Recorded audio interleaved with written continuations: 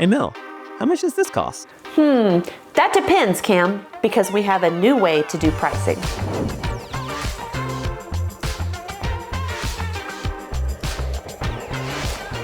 What's up, everybody? Mel here again with Sunrise Compass. Microsoft has introduced a new way to handle sales order pricing called Unified Pricing Management, or UPM, and it's based on a long requested functionality, attributes. Customers are likely to be super excited about using attribute-based pricing, but with great flexibility comes great complexity. So I brought in my buddy, Mr. Cameron Caudill, to help us break this down. What's up, Cam? Thanks for joining me today. Hey Mel, yeah, great. Thanks for having me. Okay, Cam, tell us what's up with Unified Pricing Management. Yes, so with great flexibility comes great complexity. That's a very good way to phrase it. Just to give you a background, right? Microsoft historically had the supply chain management based pricing. So you had the sales price on the item, or you could go and define a trade agreement for a specific customer, group of customers, same with items. So we're all very familiar with that. Later on, when the commerce module was brought in, you could do commerce-based pricing, which added in cool things like discounts that all of our retail projects use. So unified pricing management is Microsoft's way to bring both of those together into one pricing module that works for all business types. Right, so you can still set pricing on the item master, on the variants, and be able to use trade agreements, right?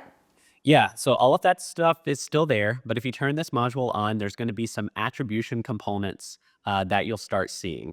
We'll get into that, but before we do, the one thing that we really want to urge up front is that we do our due diligence with the customer and the project to determine if this module truly needs to be turned on or not. A good number of our customers may be able to still use what we would call the legacy commerce pricing and not need to turn this module on. Exactly. That is a great point about doing our due diligence because customers are naturally going to be excited about the flexibility that attribute-based pricing gives them. But Sunrise has to ensure that our customer knows how to maintain the setup after go live and after Sunrise rolls off the project. Exactly, yeah. So what kind of attributes can we use for pricing? Yep. So you can take attributes from fields on the product, on the customer, as well as on the transaction. And not only can you take fields, but you can define the attributes, what historically we have called soft attributes, and use those in your pricing. So when you say soft attributes, can you give us some examples? So a couple examples I can think of from recent customers is maybe we have a customer and they want to price based on the specific trade show and where that order was placed. Which trade show did that order occur at? So with this, we could use a soft attribute on the transaction, define the trade show to then drive the pricing or discount appropriately. Another example would be an attribute related to a product, right? We have a brand attribute directly on our product and we want to price accordingly, whether that's our base sales price or a discount for that category of items. In some of the research I've been doing on UPM, I've seen things about price trees. Can you tell us more about that? So a price tree is going to be a way for an organization to determine multiple components that then summarize to their final cost for a customer or customer type. Multiple price trees can be created, and something that the way that this could be configured is you have your base price, then you're adding in some margin, then you're adding in maybe discounts or rebates on top of that. So it's a way for a customer to come up with what their final sales price should be for a customer. I would say that this isn't as common in the types of customers historically that Sunrise has worked with. I've seen this maybe one or two times, but do know that the functionality is there, but we're going to spend a large portion of today talking about attributes and discounts. So since we're concentrating on attributes, can you show us how attribute-based pricing works? Yeah, you know I love demos. Oh, I know you do, Cam. So let's see it. Before we take a look at the new functionality, let's also look at the trade agreements that we're all familiar with, right? So there's a couple main portions of a trade agreement that we need to refamiliarize ourselves with. One is the party code type. The second is the product code type. So when we're creating a trade agreement, we can say which customers does this trade agreement apply to. That could be all customers, a group of customers such as central, or it could be a specific customer. The next part is that we will specify our item. Again, that could be all items, a group of items, or a specific item. When we look at this example here, we're going to see that the 81220 is priced at $200 when it is sold to any customer using the central price group, whereas the same item is sold for $215 to any customer that uses the East price group. That price group concept, historically, East could be a price group on a customer or could also be the price group associated with a retail store. Once unified pricing is turned on, your trade agreements are going to look, I would say, a little bit different, right? So when we're looking at this, there's again a couple things that I want to go through. The first is that when we have our trade agreement created, we can select what attribute groups, both at the header as well as at the price attribute line, that we want to work with. So in this example, I have a header price attribute group that I have called customer.